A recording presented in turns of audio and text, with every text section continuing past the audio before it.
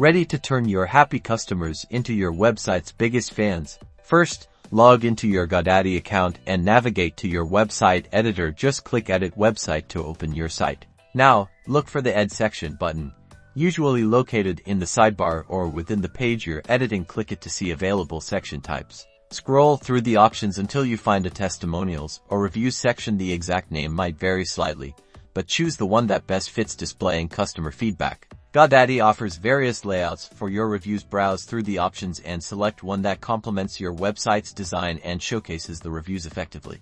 Once you've chosen a layout, it's time to add your reviews. Click on each placeholder review to edit the text, customer name, and even add a customer photo for a personal touch.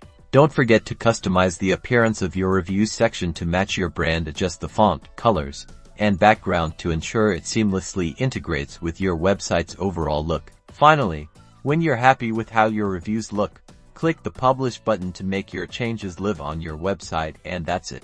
You've successfully added a reviews section to your Godaddy website, building trust and attracting more customers with authentic testimonials.